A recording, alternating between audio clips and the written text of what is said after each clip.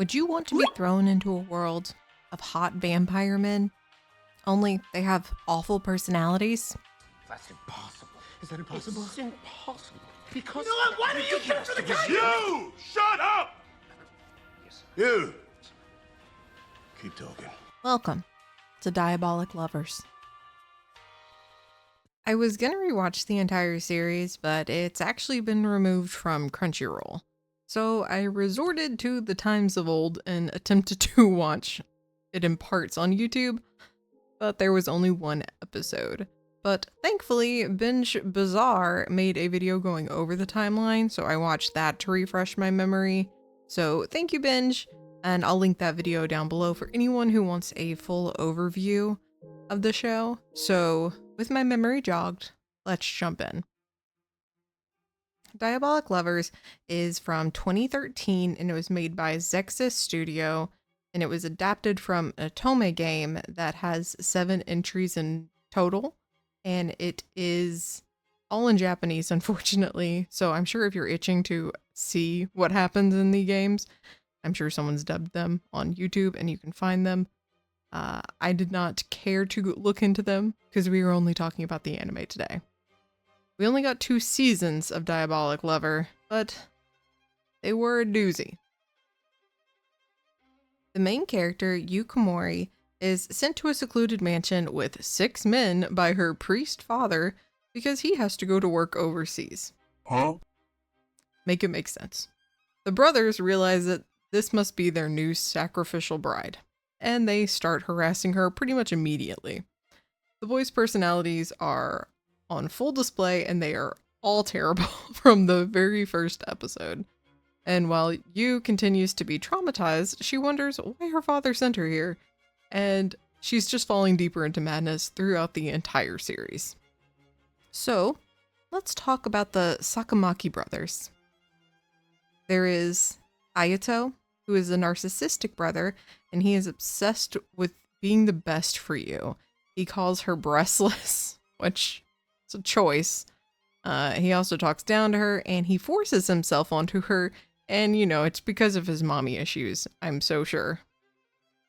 We have Kanato, which is totally a 17-year-old looking Victorian vampire kid. He's spoiled, demanding, and overall just a very creepy presence in the show. He throws tantrums when he doesn't get his way, he tries to blackmail people, and he even threatens to turn you into a wax figure. We have Leto, who I remembered solely as the fedora guy, because that was his main characteristic that I remembered. But he is constantly making you do things that she doesn't want to do. He's extremely perverted. And when you does refuse, he takes pleasure in punishing her. And he also calls her Bitch Chan, or Little Bitch in English. An awful name all around. Then we have Shu, who is the lazy music lover. He's mostly sleeping the entire series. He does belittle you and has like his moments where he's just creepy. But overall, he just doesn't want to deal with the family drama. And I can't really say I blame him. We have Riji, who is the head of the household type. He's very manner-oriented. He tells you how unappealing she is with how she acts, and he even poisons her at a point in the series. And then we have Subaru, the family loner. He gets violent really quickly and breaks things, and that's supposed to be his tsundere trope. And again, I'm pretty sure this is blamed on his mother in the series as well. So truly, all of these boys have mommy issues because the family situation is so all over the place that they all treat the main character like a meat sack. If she isn't passing out from blood loss, she's being pushed around by all of the main character leads.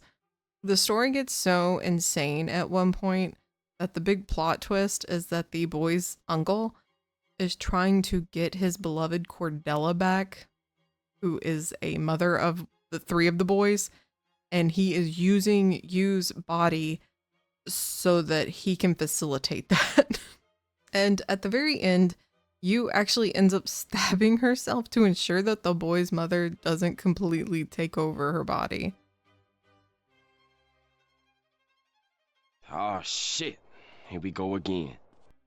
In the second season, we are introduced to 4 more boys from a different family with even more tragic backstories and aka their excuse for treating you terribly. And they're the Makami brothers. They are half vampires and won't use blood so that they can become Adam.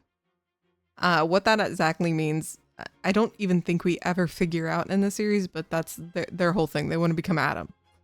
So let's talk about these brothers' personalities because they're not super great either. We have Ruki, who is an extreme sadist. He's very cold. He views you as livestock. He doesn't trust women because, you guessed it, mommy issues. We have Koi, who is the two-faced idol. He's very selfish. He switches up on you a lot and can get really cruel when she even remotely disagrees with him. We have Yuma, who is the hot-tempered himbo.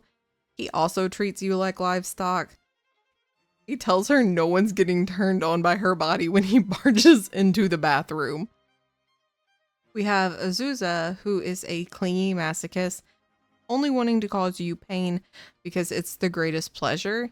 He even asks her to cause him pain because he thinks that makes people happy.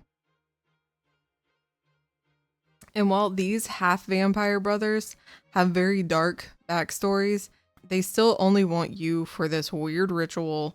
And season 2 actually wraps up with the 2 groups banding together, even though they hate each other, to protect you from the founders, who we don't meet because they're sending demonic wolves to get her.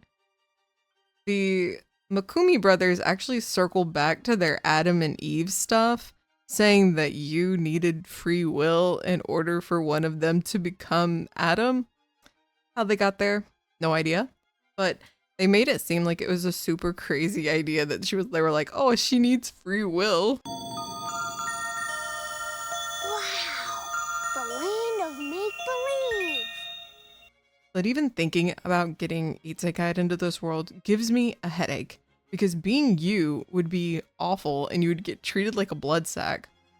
And if you were any of the boys, you would have a terrible present and past lives, because you're going to treat people terribly because of how your past was, and you can't get a therapist, I guess, even though you live in a mansion. And while I would never want to be transported into this anime, I absolutely would watch this filth again. And I absolutely would make a drinking game out of it.